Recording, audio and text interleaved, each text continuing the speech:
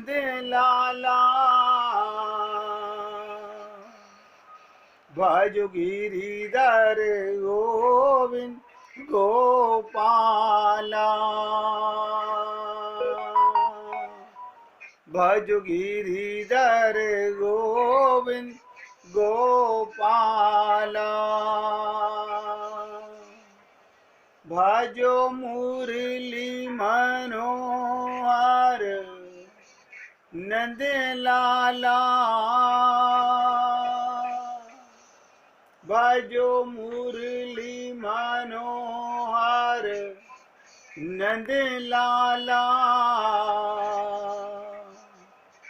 भज गिरिधर गोविंद गोपाला भज गिरिधर गोविंद गोपाला बोलिए वृंदावन बिहारी लाल की जय जय श्री राधे जय जय श्री राधे। सभी भक्तों से निवेदन, बहुत एकाग्रचित होकर सत्संग के प्रत्येक शब्द को हृदयंगम करने का भरसक प्रयत्न कीजिए। जीवन थोड़ा है,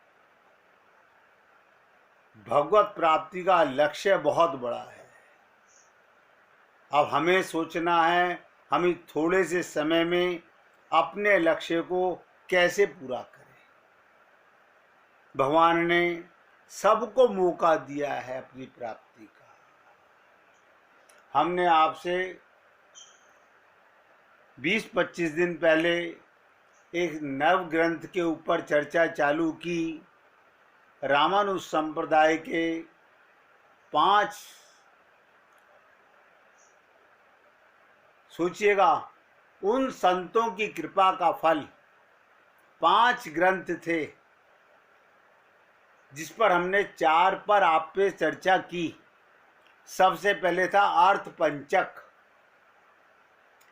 अर्थ पंचक के अंदर भी 5 चीजें थी, उस पर आपसे चर्चा की। 5 चीजें क्या थी अर्थ पंचक में? कि मैं कौन हूँ, परमात्मा कौन है, भगवान को प्राप्त करने का उपाय क्या है, मुझे क्या करना चाहिए, और नंबर 5 था कौन भगवान की प्राप्ति मुझे नहीं होने दे रहा। इन 5 पर आपके साथ बहुत गूढ़ चर्चा करने का हमने प्रयत्न किया, और आप लोगों ने सुना भी। कितना ग्रहण किया कितना नहीं किया ये अलग बात है। उसके उपरांत हमने दूसरे ग्रंथ पर चर्चा की, प्रपन्न परित्राण।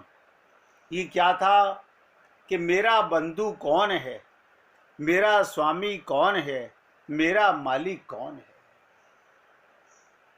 जब आपको ये पता चल गया कि मैं कौन हूं, तो ये भी पता होना चाहिए था कि मेरा बंधु कौन है। उस पर भी हमने आपसे चर्चा की। उसके बाद तीसरा ग्रंथ आया परमेश शेखर, कि उस मार्ग पर, उस प्रोग्राम में, उस सफ़र पे चलने के लिए, भगवान को पाने के लिए हमारा क्या प्रोग्राम है। हमने आपसे निवेदन किया, संसार में कोई भी कार्य करते हैं तो हम लोग कितना तन में, कितना जिज्ञासा, कितनी लालसा रख के उस काम को करने का प्रयत्न करते हैं। ये संसार के कार्यों की बात कर रहा हूँ, लेकिन प्रभु की प्राप्ति के लिए क्या हम लोग, हमने 3 चीजें आपसे चर्चा की। हम उस कदर कामनाओं को, जिज्ञासा को और लालसा को समझ सके। ये आप सब लोग रोज सुनते हो, सोच सकते हैं घर के कार्य, परिवार के कार्य कितना तन्मय होके करते हैं। भगवत प्राप्ति का कार्य वेद तो कहता है ये शरीर मिला ही भगवान को पाने के लिए। इस देह में हरि मिलत है। बाकी जो भी कुछ आप कर रहे हो वो तो शरीर के लिए कर रहे हो। अपने लिए क्या किया आपने? इसके बाद हमने आपसे निवेदन किया चौथे ग्रंथ पर नवरत्न माला, बहुत इंपॉर्टेंट था, जो कल तक मैंने आपसे चर्चा की कि कमल के पत्र के समान संसार में कैसे रहें। मैं अपने विवेक से, बुद्धि से जो आपकी सेवा कर सकता हूँ, मैंने पूरा प्रयत्न किया बताने का कि कमल के ऊपर जल होता है लेकिन लिप्त नहीं होता। हमें परिवार में कैसे रहना है, संसार में कैसे रहना है, हमने सरलता से भी समझने का प्रयत्न किया कि शरीर संसार को दे दो, ये भगवान के कार्य के लिए नहीं है। लेकिन भगवान केवल मन मांगते हैं। मन भी हम लोगों ने संसार को ही दे रखा है। उसका प्रमाण क्या है? हमारी मोह, हमारी ममता और हमारी आसक्ति हमें सबको नजर आती है कि हम कहाँ स्टैंड कर रहे हैं। कहीं मैं अपने आप को धोखा तो नहीं दे रहा हूँ। ये सब बातें आपके साथ की। आज 5वें ग्रंथ पर चर्चा करने जा रहा हूँ, जिस ग्रंथ का नाम है निगमन पढ़ी। यमुनाचार्य जी के सुपुत्र श्री बर्बरंग स्वामी की कृपा ने इस ग्रंथ के ऊपर चर्चा की। यह आखिरी ग्रंथ है। मुझे नहीं पता कि आप लोगों ने कितना तन्मय होके सुना और कितनी अपने जीवन में लक्ष्य की प्राप्ति करने के लिए आचार्य और भगवान की कृपा, गुरु कृपा और प्रभु कृपा, इस निगमन पढ़ी के अंदर हमने जो आपसे चर्चा करनी है उसमें क्या है? पर भक्ति किसे कहते हैं? पर भक्ति, पर ज्ञान, परम भक्ति। देखिए शब्द पे ध्यान दीजिएगा। पर भक्ति, पर ज्ञान, परम भक्ति। फिर उसके अनुसार आचरण करना, फिर अपने स्वरूप में सदा स्थित रहना, सदा अपने को आत्मा मान के रहना। इसके बाद मंत्रों का अर्थ अनुसंधान समझना। गुरुओं से हम मंत्र ले लेते हैं, क्या हम उनके अर्थों को समझ पाते हैं? फिर हम क्या उस मंत्र को, उसकी गहराई को समझ करके उसका चिंतन मनन करते हैं? इन सब पर आपके साथ चर्चा करने का समय आ गया। बहुत ध्यान से सुनेंगे। यमुनाचार्य स्वामी जी के पुत्र श्री कृष्णाचार्य स्वामी को मैं हृदय से नतमस्तक करता हूँ कि उन संत की कृपा से आप और हम लोगों को ये मौका मिला है। हम चाहें तो इस मौके का सदुपयोग करें और चाहें तो हम अपने आप को धोखा दें। ये बात सब लोग बहुत ध्यान से सुन लें और समझ लें। आप ना तो भगवान को धोखा दे रहे हो और ना ही गुरु को धोखा दे सकते हो। ये धोखा जा कहाँ रहा है? हम स्वयं अपने आप को दे रहे हैं। मैं नहीं समझता कि कोई व्यक्ति अपने आप को धोखा देता होगा, लेकिन जाने अनजाने में हम लोग ऐसा ही कर रहे हैं।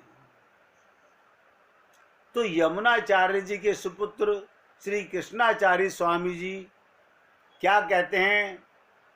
3 मंत्रों की चर्चा इसमें की जाएगी।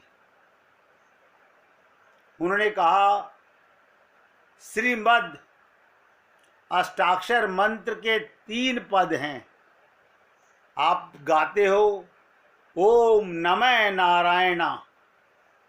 देखिएगा सब लोग गाते हैं, बहुत से लोग हरि भी साथ में लगाते हैं, हरि ओम नमो नारायणा। ये हरि का उच्चारण करते हैं राधे के लिए, और ओम नमो नारायणा। अब आपको लगता होगा ये एक मंत्र है,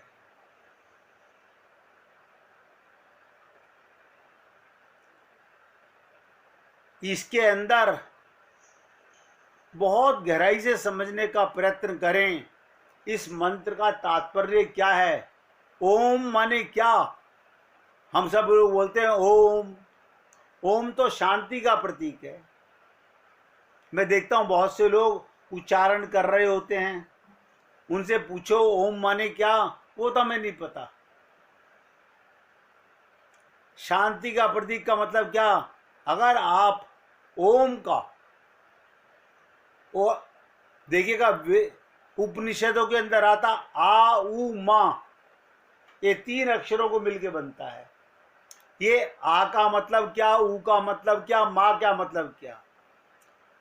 उपनिषदों में कहा गया ब्रह्मा विष्णु महेश, इन तीनों को एक साथ निराकार रूप में उच्चारण करने को ओम कहते हैं। अब मंत्रों का गुरु से ले लेना और बात है, उसका जाप करना हृदय से, उसमें वो विभूति को देखना, और आपको जाप करते समय शांति का एहसास होना। आप ओम बोलते हो, लेकिन क्या ओम बोलने से आपके अंतःकरण में शुद्धता, शांति, विकास होता है? अगर नहीं होता तो इसका मतलब आपको अभी ज्ञान नहीं है। आप ओम तो बोलते हो, लेकिन बिना ज्ञान के बोल रहे हो। कल आपके साथ में हमने नामदेव जी के विषय में कथा सुनाई कि भक्त नामदेव, जिनके सामने त्रिलोकनाथ जी ने पूछा क्या भगवान का नाम कब लेते हो? सारा दिन छपाई का काम करते हो, मुख से सबको जवाब देते हो, हाथों से छपाई का काम करते हो, फिर भगवान का नाम कब लेते हो? बोले कब लेता हूं, कब नहीं लेता। कमाल हो गया। देखिएगा, एक भक्त दूसरे भक्त से पूछ रहा है कि आप कब लेते हो? बोले ये पूछो कि कब नहीं लेता। जितने सांस मेरे आते हैं सब में भगवान का नाम उच्चारण होता रहता है। बोले शरीर से, इंद्रियों से, हाथों से छपाई का कार्य करता हूं, वो मेरा कार्य नहीं है। अब नामदेव जी की कथा तो हमने सुन ली, क्या हमने जीवन में उतारने का प्रयत्न किया? सोचिए, नामदेव जी कह रहे हैं हाथों से, शरीर से संसार का कार्य करना है। कोई मुझसे पूछता है मेरा ये चद्दर कब छप जाएगी, मेरा रजाई का कवर कब छप जाएगा, मैं सबको बोलता हूं सुबह ले जाना। वो रात को पूछ रहा है कि सुबह ले जाना। कभी किसी ने सोचा क्या ये रात भर छपाई का काम करते रहते हैं? वो कहते हैं मेरे सामने अगर कोई आया है तो वे भगवान का कार्य है, मैं अपना कार्य नहीं करता। मैं आप लोगों से बहुत बार निवेदन करता हूं, आप घर का, परिवार का, संसार का कार्य ये कह के मत करो मैं अपने परिवार का काम कर रहा हूं, मैं अपने घर का कार्य कर रहा हूं। क्यों? इसका मतलब आप अपने को शरीर मान रहे हो। जिस घर में आप रहते हो ये भगवान का परिवार है, जिस संसार में आप रहते हो ये भगवान का संसार है। पर छोटी सी बात है कि शरीर सेवा में लगाना है, मुख से लोगों से बात भी करनी है और मन से भगवान का सुमिरन भी करना है। आप बताइए, आपको कोई किसी के बारे में कुछ भी बताए, क्या आप अपने आप को भूल जाते हो? आपको अपना चिंतन, अपना ध्यान सदा बना रहता है।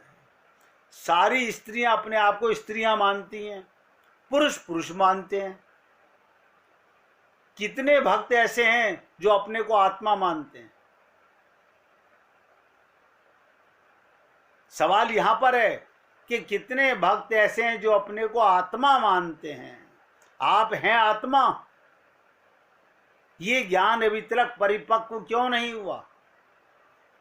इसलिए जब आप ओम बोलते हो, एक एक शब्द पे ध्यान दीजिएगा, तो ओम के अंदर मैंने कहा आ उ मा, 3 आ उ मा।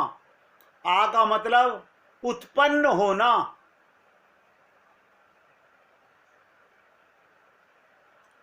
मैंने आपसे कहा था उपनिषदों में कहा गया ओम शब्द ब्रह्मा विष्णु महेश के लिए आया। अब आप सोचिएगा, ये ब्रह्मा जी क्या करते हैं? संसार उत्पन्न करते हैं।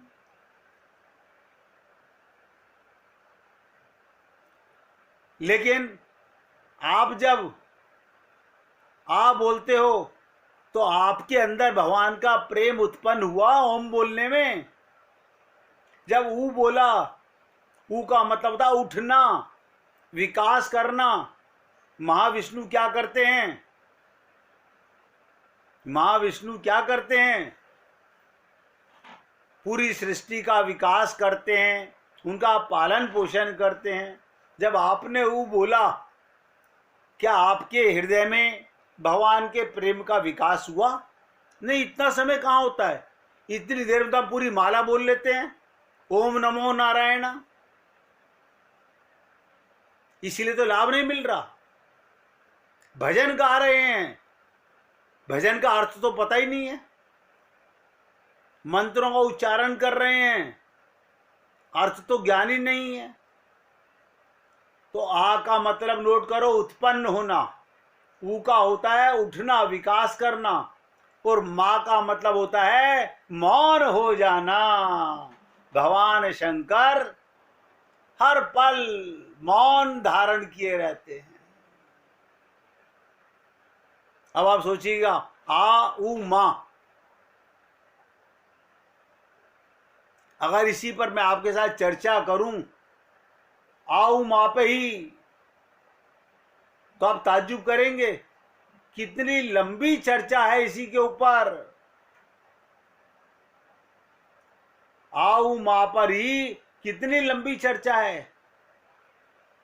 धार्मिक और आध्यात्मिक, ध्यान से सुनिएगा, ओम का बड़ा महत्व है।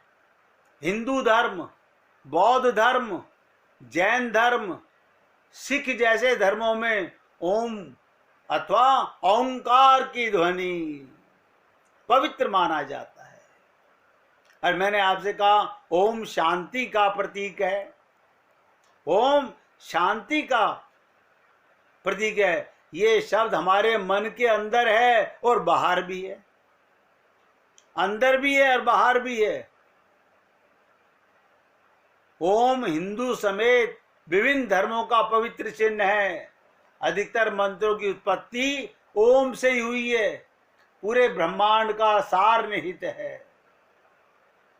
अब ध्यान से सुनिएगा, जब हम लोग ध्यान लगाते हैं तो मन के अंदर, कभी आपने सुनने की कोशिश की, मन के अंदर एक ध्वनि सुनाई देती है। भाई जी ध्यान से सुनिएगा, जब आप धड़कन के बारे में पूछती हैं, उसी की चर्चा बताने जा रहा हूं। जब आप ध्यान लगाते हैं, एकाग्रचित्त होते हैं, मन मौन कर लेते हैं, शांत हो जाते हैं, तो मन के अंदर एक ध्वनि सुनाई देती है। अब हम कभी मौन होते ही नहीं, इसलिए हमें ध्वनि सुनाई नहीं देती। ये ध्वनि ओम की होती है। हर पल कहते ना, अनहद बाजत बांसुरी, उस प्रेम की बांसुरी वो 24 घंटे बज रही है। लोग कहते हैं भगवान श्री कृष्ण ने तो 5700 वर्ष पहले बांसुरी बजाई थी। ना ना, वो आपके हृदय में 24 घंटे बज रही है। आप एकांत नहीं होते, आपका अपने ऊपर ध्यान नहीं होता, तो ध्वनि सुनाई नहीं देती। इसका सीधा संबंध नोट करो। जिस दिन आपको धड़कन सुनने लगे, वो ओम की ध्वनि, इसका संबंध परमेश्वर से है, भगवान से है। इसे कहते हैं अनहद बाजत बांसुरी।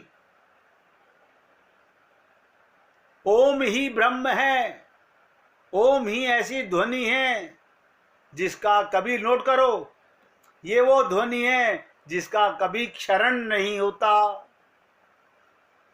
ये कभी बंद नहीं होती। आपको नहीं सुन रही क्योंकि आपका ध्यान नहीं है, इस समय मन एकाग्र नहीं है, नहीं सुन रहा। इसीलिए मैंने आपको बताया ओम 3 अक्षरों से मिलकर बना है, आ उ मा। कई शास्त्रों में ओम का महत्व बताया गया। भागवत गीता में कहा गया, जो व्यक्ति ओम का उच्चारण करते हुए, ध्यान से सुनो, अब मौका मिला है तो मैं आपको खुल के बता रहा हूं। भागवत में कहा गया, जो व्यक्ति ओम का उच्चारण करते हुए अपने शरीर का त्याग करता है। क्या मतलब? अब बहुत ध्यान से सुनिए, कितने लोग त्याग करते हैं बताओ? शरीर को भी भूल जाता है। ये त्याग करना है, यही परम गति को प्राप्त होता है। गहराई से समझ लीजिएगा।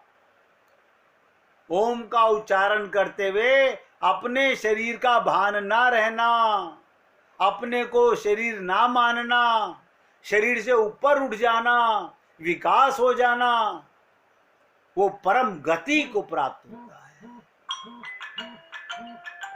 अब आप बताइए, मैं आपके सामने डिटेल कर रहा हूं, अब कौन इसको पकड़ पाएगा, कौन इसको समझ पाएगा? ओम तो सब बोलते हैं। और मैंने कहा, गीता में कहा गया, ओम का उच्चारण करते हुए अपने शरीर का त्याग, यानी भूल जाना कि मैं इस देह हूं, ओम में विलीन हो जाना, आत्मा का परमात्मा से एक आकार हो जाना, ये परम गति है। कभी करके देखिए। अगर कुछ देर आपको याद रहेगा मैं बोल रहा हूं, उसके बाद ओम तो निकलेगा लेकिन आप नहीं होंगे, क्योंकि ओम तो पहले से चल रहा था। अब मन एकाग्र हो गया है, अब मन संसार से हट गया है, मन शरीर को छोड़ चुका है, मन भगवान के साथ, इसी को कहते हैं उसमें डुबकी लगाना।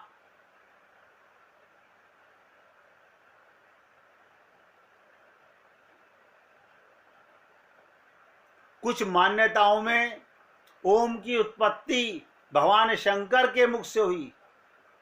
ऋग्वेद, यजुर्वेद से लेकर कई उपनिषदों में ओम का जिक्र मिलता है।